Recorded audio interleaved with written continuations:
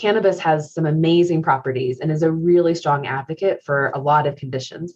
But if it jeopardizes an animal's health because a needed treatment is delayed, so saying cannabis is going to work, and we really need some other pharmaceuticals on board or a surgery, something needs to happen, or if a pet parent happens to see their animal improving, and I would say seizures is probably the number one case where we see this happen occasionally, of the animals feeling so much better, much less anxious, they're not seeing some of those preictal signs, but yet for that particular animal, their seizure pattern was a couple of months. And so the pet parent might pull off some of the anti-seizure meds, but cannabis isn't enough, or we don't have the molecular profile right enough to really control those seizures.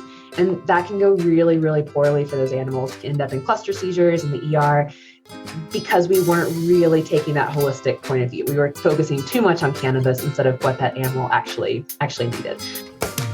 Welcome to the Call the Vet Show, the podcast that helps pet parents understand and optimize the health of their furry family so they can live the full and happy life you want for them.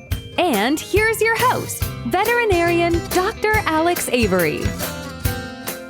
Cannabis, marijuana, CBD oil, hemp products.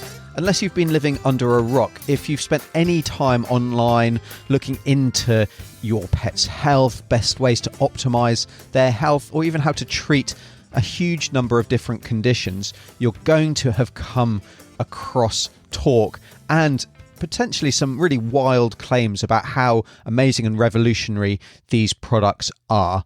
It can really be difficult sometimes, though, to separate fact from fiction and to know who you can believe, who you can trust, and what the actual evidence is that is out there. Well, today I've got the wonderful Dr. Casara Andre, who is absolutely passionate about getting excellent information out there so that cannabis products can be used appropriately and correctly so that our pets can get the best possible benefit from them without also compromising their health. But before we get into that conversation, I'm your host, veterinarian Dr. Alex.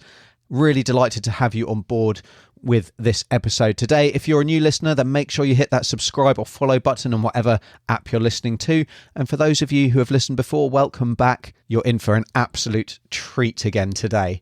And this is a conversation that I've wanted to have for a long time because I've been watching from afar, if you like, the development of this field over the last couple of years. So here in New Zealand, we don't actually have any of these products currently available to us.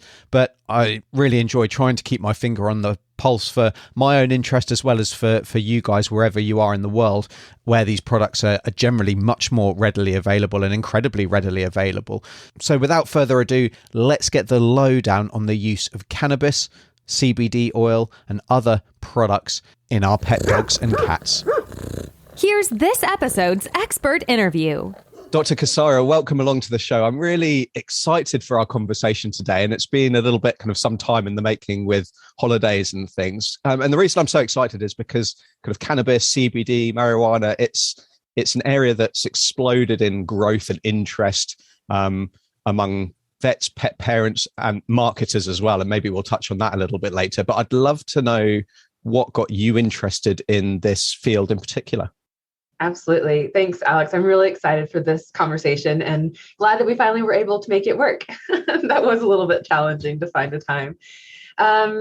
Let's see how I got started with cannabis. I think all of your audience will know the feeling of we look for things for our own animals first. And that was definitely what brought me into this field. I had a cat who was 17 at the time, and really just struggling with IBD all of her life, a couple of behavioral disorders, but iffy kidneys, all the stuff that all of our old kitties are struggling with. And I was really looking for some good pain medication options for her, as well as just some GI support. And I just didn't feel like I had what I was looking for. At the same time, I was starting to help a friend explore medical marijuana for their father, for a human friend. And of course, I just thought to try it on my own animal. So I saw such a dramatic difference for her, changed her life, had amazing years with her that I never thought I would, just because she was kind of at that point where there's not a lot you can kind of do to make that better. And they kind of start on that decline. And yet cannabis for her was absolutely life-saving. And the last years of her life were not just years, but really, really good years, with her sitting in the garden, climbing up on stuff she shouldn't have. So it was definitely my heart cat that brought me into cannabis, like most other things in my profession. Yeah, no, that's amazing, because at 17, that's, all we want is maybe a little bit more time with, a good quality of life, isn't it? So to have that dramatic result is fantastic. Yeah, it was mind-blowing. Absolutely. Yeah. So we're talking there about kind of cannabis and medical cannabis. And I'm sure a lot of people will have heard about CBD and then marijuana. And is that the same as cannabis? And where does CBD come into it? And hemp products, like help us understand, what all these different things are, because it can be very confusing. Yeah, great question. Absolutely. But it is a really great place to start for anyone who's beginning to be interested in cannabis or just getting their toes in the water, because knowing your terminology makes everything make a lot more sense. Now, it will depend which country you're sort of working within. Some of the countries have different policies that will define cannabis, hemp, marijuana, but I'll talk about what we see here in the States, and I'm practicing out of Colorado, so this applies to us as well. Cannabis is the overarching term for the plant. So the genus is cannabis. And so whenever I'm talking about cannabis, you'll notice that I'm pretty careful to use it in that more encompassing, comes from this genus of plants. And then I become more specific of hemp, which means that it just isn't going to have as much THC. It's usually grown for different purposes than the medicinal molecules from it. And then marijuana is the side that has a lot more THC. So you'll see that through the dispensaries, more highly regulated. But usually I'm talking about cannabis just as cannabis-derived molecules, because from a clinical perspective, what I really care about is what are the molecules that end up in the product. It doesn't actually matter to me too much. If it comes from a hemp plant or marijuana plant, some access rules can apply there. But from a medicinal perspective, it's really about which molecules end up going in the patient. Cool. And that THC, that's a kind of psychoactive component that causes you to get high, if you like. Yeah. So one of the actually hundreds of molecules that the cannabis plant makes in that group of cannabinoids. So THC is one of them. CBD is one of them. CBDA. So the acid has an acid group instead of we sort of make it fall off to make CBD. So there's hundreds and hundreds of cannabinoid molecules. And we just kind of know about those two prominent ones. That's what's in all the news and all the media and everyone's really excited about. There's actually a lot of minor cannabinoids that we're finding a lot of use for clinically. They're really, really fun to work with. Okay. Oh, cool. So, and are they like how different do like maybe CBD oil products, how do they differ from the ones with THC? Do they have all of these other cannabinoids in them, or is there a marked difference in what that profile is? It's kind of anybody's game. It's actually really hard to know what's in the product, because not all of the industry comes at this from a medical minded perspective. Any pet parent who's beginning to dabble in the cannabis realm will know that sometimes pretty marketing or pretty branding is really what tries to win the day. And when you really try to drill down and see which molecules are actually in this product, what's actually contained in it, sometimes it can be really tough to find out. So what we ask for from a medical perspective is a certificate of analysis. It's just like asking for blood work on a patient to know where all of your internal organs, how they're working. So same thing, we ask for a COA, certificate of analysis, on every product that we're going to work with or the pet parent wants to bring in. And essentially that answers the question that you said. What molecules are in here, whether it came from the hemp side or the marijuana side, it doesn't really matter until you see that COA for the product that's actually going to be administered. And then you know which molecules you're working with. Sure. And I think some certainly websites, a lot of people shop online and, CBD for my dog is probably a pretty common Google search if we're looking in this area. Yes, a lot of websites will have that kind of prominently displayed, or they'll have an FAQ or something with that analysis, and ideally independent analysis on there. Yeah. What kind of things should they be looking for? It's often it's highlighting the THC component to prove that it is a CBD rather than another product, isn't it? What's all in there? Yeah. Well, I will say first off, if you find the COA prominently displayed, that product already gets a gold star. They're already high on the list in my book, because it really is a good defining factor. If you can't find a COA, or you can't get one just by calling or emailing, if it's hard, if you have to dig through a bunch of layers, I would look for a different product. There are a lot of companies that are great, doing a great job out there and making that lab result really available. So if you can't find it, just switch to a different product. And so, yes, the molecular profile, the molecules that are actually in the product, is a prominent piece of the COA. But even more than that is probably the freedom from information. So is it free from heavy metals? Is it free from pesticides? Is it free from mold, bacteria? Those are things that you'll also find on the COA. And together, that lack of the bad and then which molecules you're actually using, you really need both of those together to give you a clinical picture of what it's going to do in the patient. Sure. So as well as, I guess, letting you know what it is, it's a quality control to let you know that it's safe from that point of view. Yes, absolutely. Regarding kind of safety, because I know people will have, potentially concerns about things.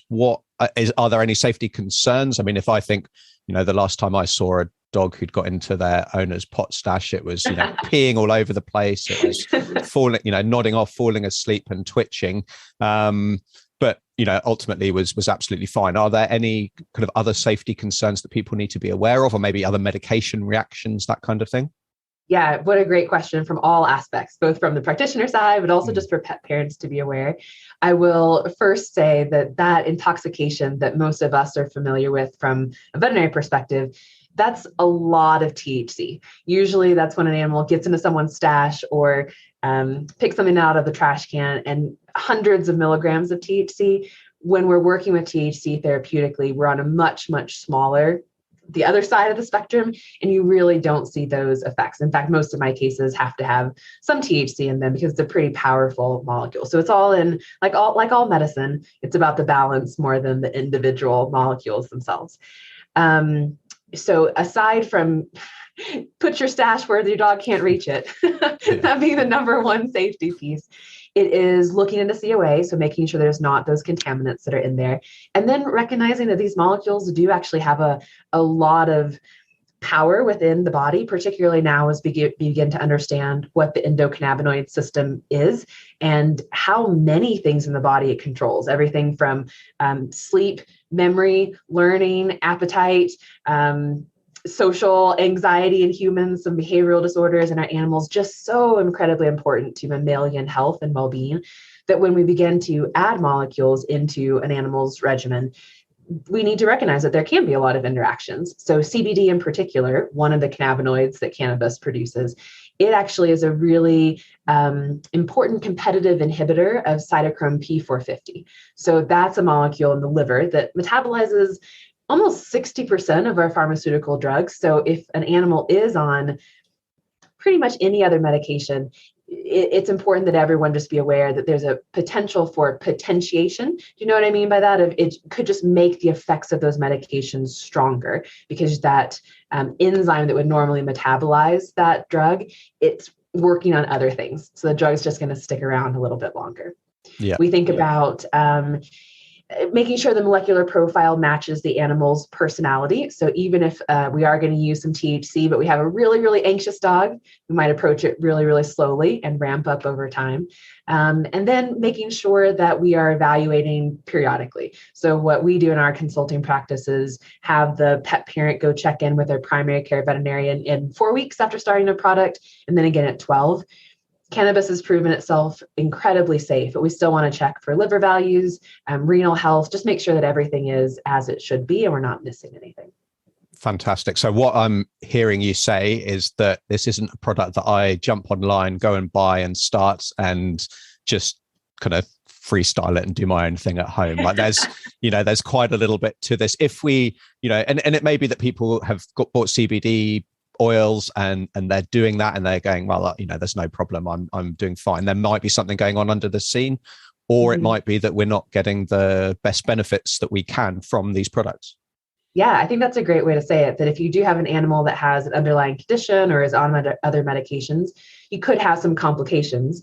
Or as you said, you might just not be seeing the effects that you could be because the molecular profile isn't exactly matched for that patient. Yeah, wonderful. So if we're moving kind of onto the treatment side of things, because there are a whole load of claims for, if you jump on, maybe not in the scientific community, but on Facebook and, wherever people do their research for, it cures everything. It does. It's a wonder drug that is responsible for amazing cures and is the only thing people need to be giving their pets. But maybe let's break down what conditions we know it is appropriate for, and then I don't know, is there anything on the horizon that we may be coming too soon? Yeah, what an exciting area to begin broaching now, because cannabis medicine is finally kind of getting to that point where we know our molecules, beginning to understand the system they're working on, that it really is a time when we can begin making some educated predictions about which molecules will work well, which ratios of molecules together work for certain conditions. But you're right. I will say that when I started working with cannabis the first time, or kind of that season of my life, the thing that irked me the most, that I found most annoying, was CBD for everybody. Yeah. Everything needs CBD. And just from a medicine perspective, that's just not how biology works. We don't see that 100% across the board. But at the same time, as I began to learn more about the endocannabinoid system, so the system within every mammal's body that the cannabis molecules are working on, it actually begins to make a little bit more sense why we see so many different conditions respond to cannabis-derived molecules. And really that comes down to understanding what the endocannabinoid system is and what it's meant to do, and how these molecules from the outside can support that system in its own function. So essentially the ECS, or endocannabinoid system, is responsible for homeostasis in the body, responsible for balance. And so if that system is out of whack, you will see clinical signs. In humans, there's actually a diagnosable endocannabinoid deficiency syndrome. So it's linked closely to IBS, Crohn's disease, anxiety disorders. And when you supplement with a cannabis product, you really see those clinical signs resolve. Now, we don't know that for sure in animals, but I think that we'd all be not the curious scientific thinkers that we are if we weren't thinking that this could be something that we see in our animals as well. Yeah, and hey, you saw it in your cat potentially as well, who had the IBD and years later was doing very well in very old age. Yes, absolutely. And I think that's really true from a clinical perspective. Those cases that really are just not responding well to a more Western approach, or maybe a little bit more conventional approach, those are usually the ones that respond really well to cannabis. And so we're beginning to think about not so much taking a molecule and just making a system do something, but more switching our focus and saying maybe this endocannabinoid system needs more support. And that's what we're actually trying to do with cannabis. All that to say, we can actually see cannabis work really impressively in a lot of various conditions. But you know what? If you break your leg, you're still going to have to go to surgery. So there are some things that cannabis is not going to fix. And there are some cases where we need to think about how we use it, especially in our little patients, patients with renal disease, cardiac disease, other medications on board, things like that. So yes, absolutely. Cannabis makes a huge difference in a lot of cases.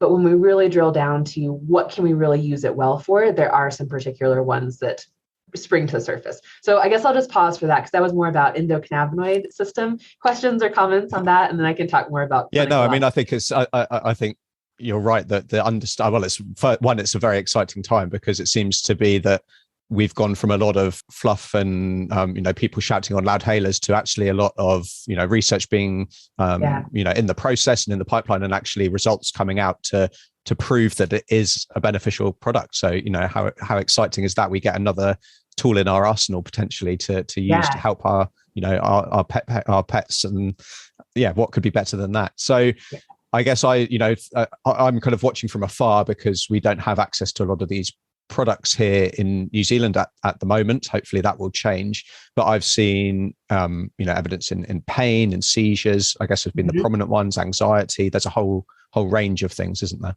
Absolutely. Well, you have some exciting stuff going on in New Zealand at the moment. Hopefully y'all will be having access to products soon. So that's exciting to see. I agree. I think that pain is probably the number one thing we see pet parents reach out to work with cannabis for. Sometimes this is because it's been effective for their own pain. And that's a big reason that a lot of pet parents pursue any modality for their animal is it helped me. And I want that same relief or that same benefit for my animal. So pain probably being the number one. And I would say if there's cannabis is probably going to work, pain is a good one to pick. It has so many different interactions on so many different systems: inflammation, perception of pain, worry about pain, some of those social anxiety components. If I'm a painful older dog and I have a young animal in the house, don't touch me, you might hurt me. Just working on some of those holistic aspects. Pain's probably the number one that's easy to work with cannabis. Seizures or neurologic disease is probably next. We have some actually really good papers out of CSU, Colorado State University, talking about use of hemp in seizure disorders and seeing a lot of improvement there.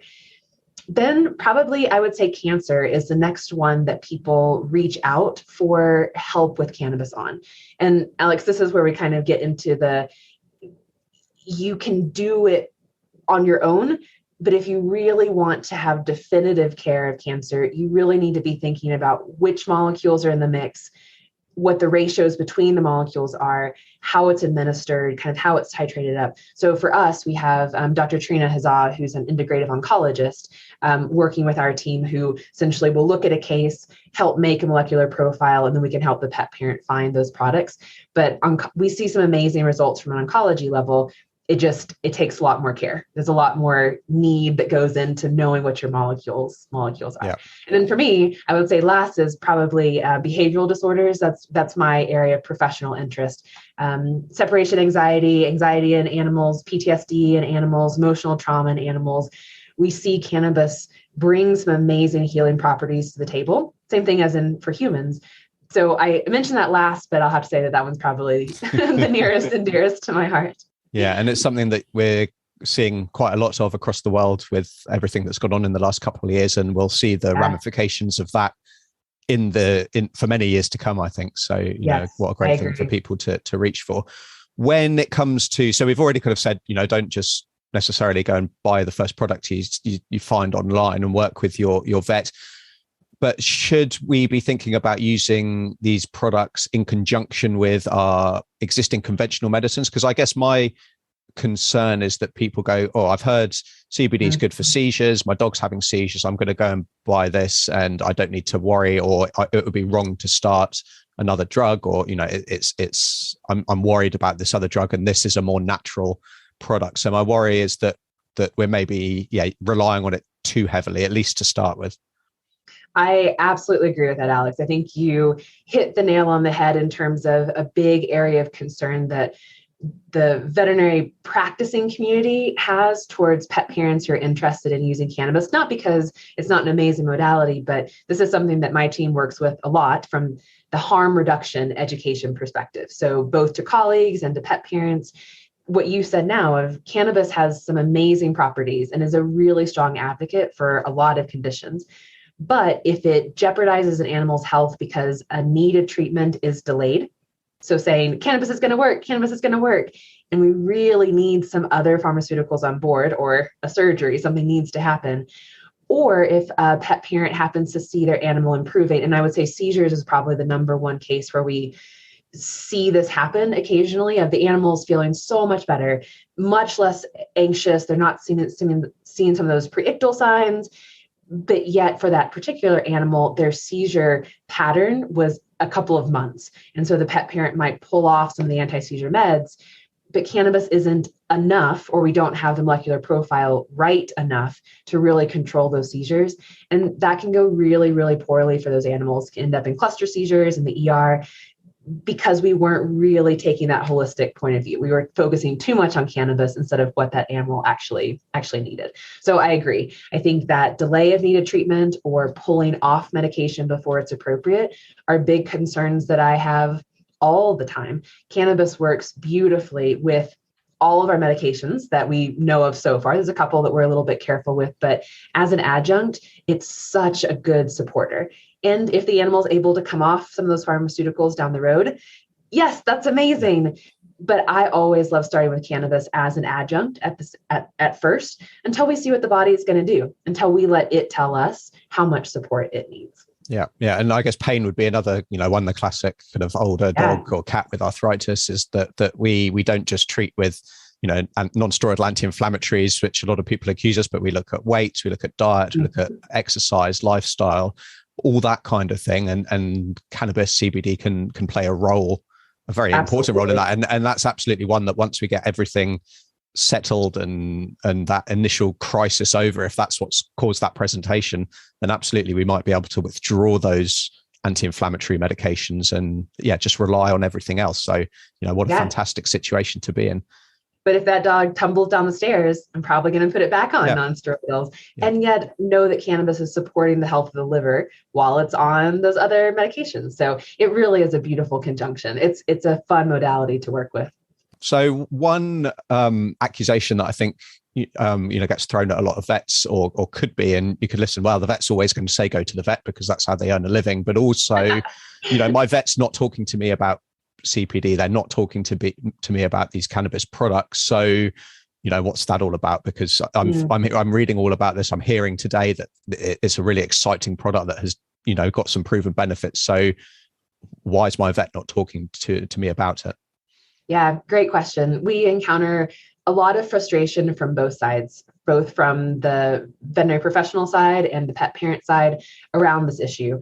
But what I tell everyone first is that this entire industry just needs a lot of compassion each to each other, because it's a really, really, really new industry. We've only known about the endocannabinoid system since 1980s. I mean, it's really, really new. And so it's hard for all of us to come into it and not have the same expectations that we do about our medical professionals understanding the GI tract or understanding how muscles work. The system in and of itself takes a while to figure out. And we're kind of just at that point now where we do know the receptors, we understand the endogenous molecules that our body makes, we understand how these exogenous molecules affect that system. So it is at a point where it is being able to be taught, being able to be given a CE. And then I think from the veterinary practitioner side, there's that strong tenet of do no harm. If you don't know about it, there's a potential that you could do harm, and not knowing how it interacts with modalities that you're already familiar with opens up this big unknown. So from a practitioner perspective, many times my colleagues will elect to not work with cannabis just because they don't want it to go poorly. They don't want it to go in the wrong direction, or them say something bad or give bad advice. And that can be frustrating. But at the same time, there are starting to be a lot of resources, a lot of experts who will consult on cannabis, just like you would send out a pathology case and just get some expert opinion, or an oncology case just to get some outside insight. And so that's really what we're trying to help with, is not every veterinarian needs to be an expert in cannabis to be able to answer the questions that are coming from their pet parent. There are now lots and lots of resources, and we can do this together. We're all trying to figure it out at the same time. So I would love to see just a little bit less of that condemnation, both of self for the practitioner side, and a lot more compassion towards all the different parties. We're figuring it out together, and there's still a lot of work to be done there. Yeah, there's not some underlying conspiracy that vets are trying to destroy the cannabis industry, which is don't tell anybody. But how can people, maybe bring this conversation up with their vet? So they've got a vet that they trust, and that's fantastic. Something that I encourage so much, and not chopping and changing just because your current vet doesn't talk about it. How can people start that conversation with their vet without worrying about upsetting them or offending them? I definitely would say approaching it with, can we do this together? Attitude makes it easier for both sides. If you are both figuring out the research, both thinking about what would be good for the animal patient that we're both caring a lot about, I think it brings down a lot of those trigger points for everybody, and it's much more likely to be a good, productive conversation. Really important, at least in the US and particularly in Colorado, is this aspect of the pet parent starting it. So the pet parent initiating the treatment, because cannabis is available at every gas station here, at every grocery store. So for a pet parent to say, I've made the decision that I want to use cannabis for my animal. veterinary team, can you help me do that safely? Help me figure out what I should do or shouldn't do, what research is out there, what isn't. But the pet parent really acknowledging that they're taking that onus of, I want my animal to be on cannabis. Then that really creates this atmosphere of safety for the veterinary team to practice in, especially if there's some weird legal policies or vague legal policies. Really, they can step in and say, great, I am going to help you make sure that your pet is safe. So I'm going to come at this from a harm reduction education perspective, talk about what should not be in your product. We don't want any pesticides, heavy metals. We don't want any of these contaminants. We don't want things like artificial sweeteners, xylitol. We don't want any of that in here. Let's look at some of the research studies. What doses were used there? Let's call some people that we can ask. And that immediately just changes the tone of the conversation where you're both in it together. So that's what I'd say. Start that conversation with your vet, because it does need to be in that partnership, but recognize that we are all still learning, and it's a huge learning curve for everybody. Yeah, absolutely. And I mean, I think every treatment should be a partnership and a collaboration anyway. Yeah. So this is Absolutely. No different. It's just one of the rest of them. Yeah, you touched on kind of the legal aspect. Are there, because I know that's a changing fluid situation as well. Are there any restrictions? Is that dependent on state of vets actually talking about these products? Is there anything people need to consider like that? Yeah, by now, it is very state and country dependent. A year or so ago, I could have told you a more broad swath of here's what everyone's doing, but now it's really a patchwork across the states of what policies are in place. So I will just say that it is the responsibility of the veterinary team to know what policies govern their area. Country, state, county, city, as you can see, everyone have different policies. But it really does help when we approach it from the perspective of, my pet parent is doing this. The substance is going in the animal. It's going into my patient. So I should figure out what that means from an oversight perspective. I cannot even necessarily deal with the cannabis part, but I can still make sure that organs are functioning as they should, that pain levels are going up or down. So that's always in the veterinarian's purview. And then it is going to be pretty dependent on where you're practicing. Here in Colorado, even though we have both recreation and medical marijuana available, and definitely a really big hemp market, there's still no prescribing of cannabis. And that's a really important thing, I think, for particularly pet parent individuals to know. The prescription piece comes from, in the US at least, having a DEA license. So allows us to prescribe pain medications and antibiotics, but it requires that the DEA also recognizes the molecules that we're working with. And it's just not a true thing for cannabis. And I could go into more details, but I'm not sure it's necessarily interesting to everyone out there. But essentially it comes down to the fact that hemp is not regulated by the federal government, and marijuana is a Schedule I. And so that's why it comes to the dispensary. So it's a huge work in progress. Everything is very fluid, but it comes back to, it just has to be done in that collaborative partnership, because it will differ from state to state. Yeah, absolutely. And it might be one reason why vets are reluctant to talk about it, because it's, you don't want to get on the wrong side of various agencies when you're dealing with products like this. So that uncertainty may lead to I've got treatments that I know work and that I've been using for years. So let's just kind of stay in my lane, if you like. Yeah, absolutely. So I mean, there's a whole load of information, and I think we've covered an awful lot of questions that people would have, and given some really important pointers for starting and for using this in dogs and cats. I wonder though because I'm with consulting with lots of different vets and seeing kind of this in lots of patients, I wonder what the most common mistakes you see that people make with using these products. Yeah, it is our privilege to consult across all the states within the US, but do a lot of international consulting as well, which adds an element of challenge. The US probably has the best testing of products, so that I can know exactly what's in my products. I know exactly the major cannabinoids and the minor cannabinoids and the terpenes that are there. But a lot of our colleagues are practicing with products that we know some generalities of, but we don't really know the specifics. So when we get to consult across countries and across states, it means that it keeps us on our toes in really being adaptive to whatever the question ends up being. But I will say that across all those geographic zones, the thing that I think I would love to tell every colleague of mine out there and every pet parent out there is there's no recipe. There's no one size that fits all for cannabis because of what we talked about a few minutes ago. The endocannabinoid system changes from minute to minute. If you have two identical animals in our research studies, we have identical mice that have been bred exactly the same and they've lived in the same environment. You can have completely different endocannabinoid systems between the two. If you and I are walking along and we both have healthy endocannabinoid systems and I trip and fall, within a couple of minutes, some of the receptors in my ECS are going to upregulate and sort of say, hey, there's inflammation here. I need help. The endocannabinoid system is this amazing interaction point between mammals and their environment. And so when we try to make a protocol that is very recipe, there's going to be 20 milligrams of CBD, there's going to be 20 milligrams of THC in this bottle, and then we're going to give it once a day. It just doesn't work like we think it will, because that's a very pharmaceutically based mindset.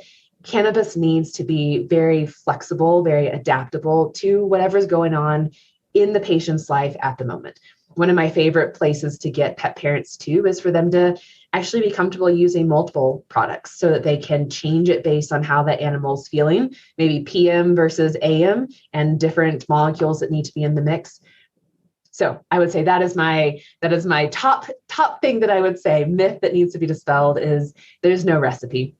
Yeah. And it has to be a very, very individualized medicine for it to work well. Yeah. So give 2 drops twice a day is not a, or if you're doing that, it'll then get we're not you kind of there, but it won't get you everywhere it could be. But it goes back to not getting the full benefit from these products. We need to be a little bit more flexible. So Dr. Casara, I feel we've covered a lot of ground, but I also feel we've only just vaguely scratched the surface. It's a wonderful time to be involved in this area, and what an exciting time to be a pet parent as well.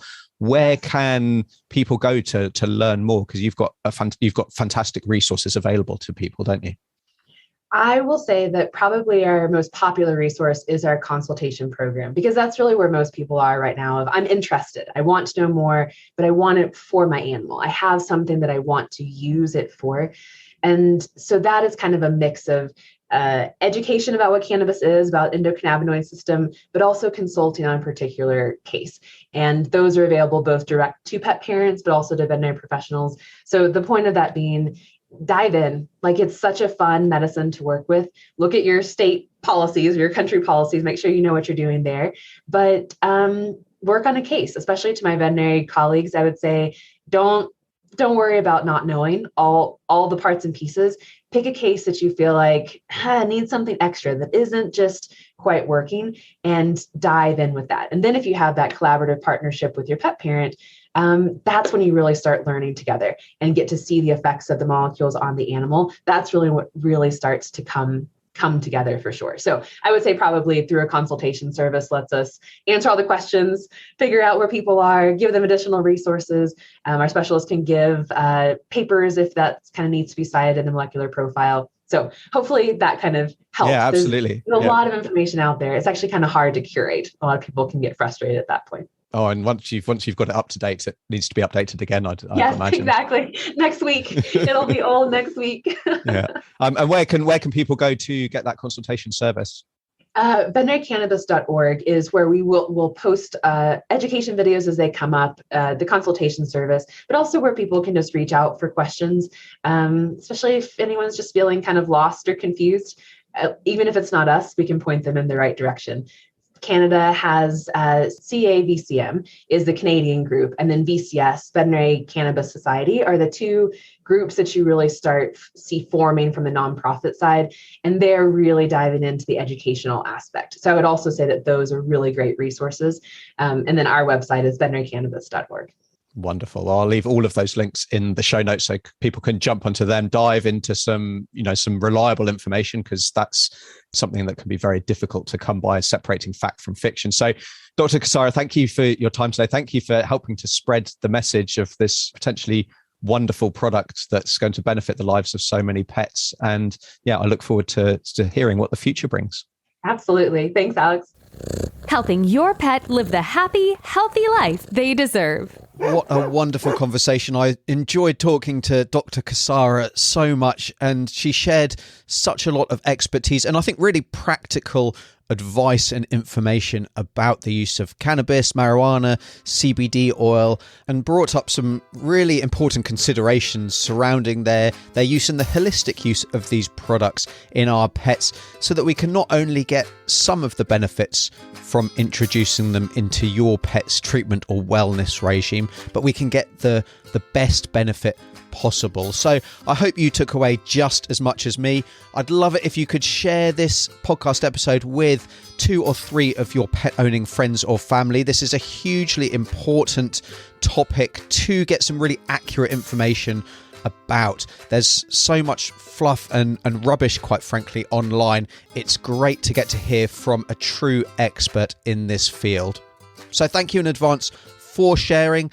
And until the next episode, I'm veterinarian Dr. Alex. This is the Call the Vet Show, because they're family. That's it for this episode of the Call the Vet Show. Be sure to visit callthevet.org to join the conversation, access the show notes, and discover our fantastic bonus content. We'll see you next time.